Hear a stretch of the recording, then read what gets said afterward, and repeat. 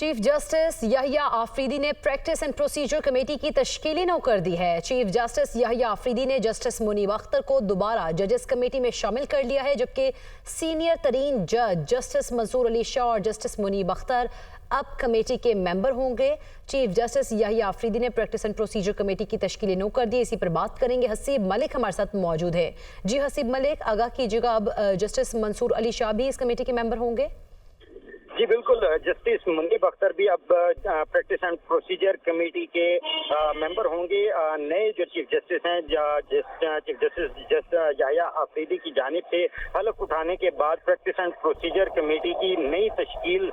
جو ہے وہ کر دی گئی ہے، اور سینئر ترین جج جسٹس منصور علی شاہ اور جسٹس منیب اختر اب کمیٹی کا حصہ ہوں گے۔ اور کمیٹی میں 20 ستمبر کے آرڈیننس کے بعد تبدیلی کی گئی تھی، جس کے بعد جو ہے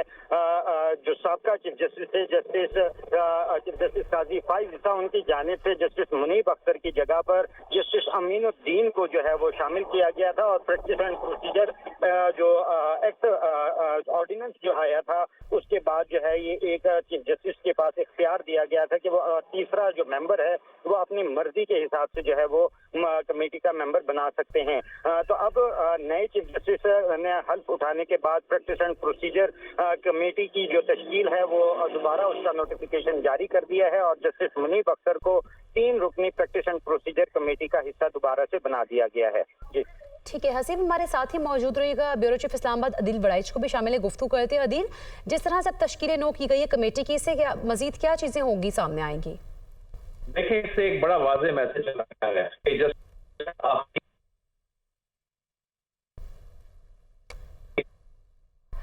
عدیل وڑائچ سے رابطہ کرنے کی کوشش کریں گے۔ آپ کو بتاتے چلیں کہ نئے چیف جسٹس یحییٰ آفریدی نے اپنے عہدے کا حلف اٹھاتے ہی پریکٹس اینڈ پروسیجر کمیٹی کی تشکیل نو کر دی ہے۔ چیف جسٹس یحییٰ آفریدی نے جسٹس منیب اختر کو دوبارہ ججز کمیٹی میں شامل کر لیا گیا ہے، جبکہ سینئر ترین جج جسٹس منصور علی شاہ اور جسٹس منیب اختر اب کمیٹی کے ممبر ہوں گے۔ ایک اہم ڈیولپمنٹ دیکھی جا رہی ہے کہ جسٹس یحییٰ آفریدی نے اب پریکٹس اینڈ پروسیجر کمیٹی کی تشکیل نو کر دی ہے، اور سینئر ترین جج جسٹس منصور علی شاہ اور جسٹس منیب اختر اب کمیٹی کے ممبر ہوں گے، جبکہ چیف جسٹس یحییٰ آفریدی نے جسٹس منیب اختر کو دوبارہ ججز کمیٹی میں شامل کر لیا ہے۔ عدیل وڑائچ کو دوبارہ شامل گفتگو کرتے ہیں۔ عدیل، کیا پیغام دینے کی کوشش کی گئی ہے؟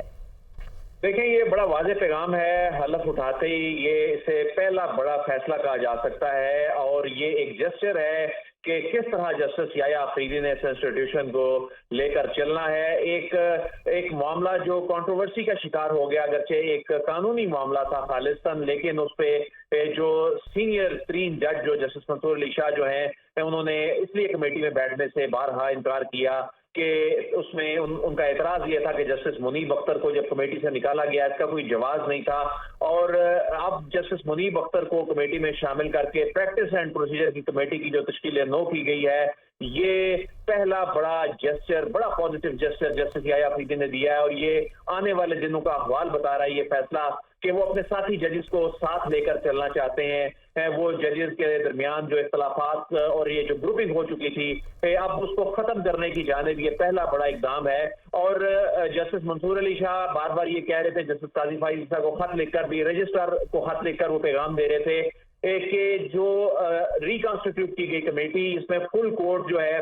وہ میٹنگ بلائی جانی اس لیے ضروری ہے کہ اس میں ایک کولیکٹیو وزڈم کے ذریعے یہ تمام چیزیں جو ہیں وہ آنی چاہیے تھیں، لیکن جسٹس قاضی فائز عیسیٰ نے اس وقت جو فیصلہ کیا، انہوں نے خود سے یہ فیصلہ کر کے انہوں نے جسٹس منیب اختر کو اس کمیٹی سے نکال دیا تھا۔ لیکن اب یہ ایک بڑی ڈیولپمنٹ کے طور پہ اس لیے اسے دیکھا جا رہا ہے کہ ایک ایسا معاملہ جو عدلیہ کے اندر ایک تنازع کا باعث بن چکا تھا، جس میں جسٹس یحییٰ آفریدی جو ہیں انہوں نے اس تنازع کو اب ختم کر دیا، اور انہوں نے جسٹس منصور علی شاہ کا وہ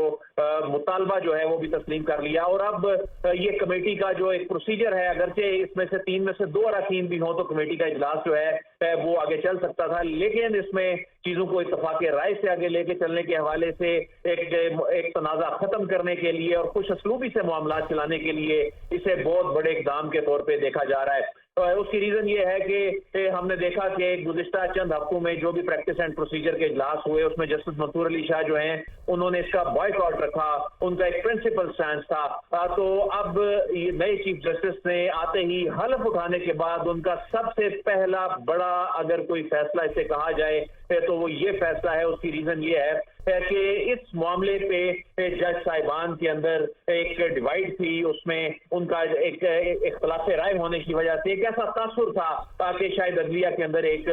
बल्कि यकीनन एक ग्रुपिंग का तासुर जा रहा था। तो उस तासुर को ना सिर्फ उन्होंने खत्म किया है बल्कि उन्होंने आने वाले दिनों के हवाले से एक मंजरनामा जो है वो बड़ा वाज़ेह कर दिया है कि आने वाले दिनों में इन जज साहिबान ने मिलकर चलना है, कानूनी तरीकों से, आईनी तरीकों से एक गैर मुतनाज़ा तरीके से मामलात को आगे लेके चलना है। प्रैक्टिस एंड प्रोसीजर कमेटी जो है ये केसेस फिक्स करने के हवाले से प्रैक्टिस एंड प्रोसीजर एक्ट के बाद और ऑर्डिनेंस आने के बाद ये इस कमेटी के पास पावर चली गई थी और उस कमेटी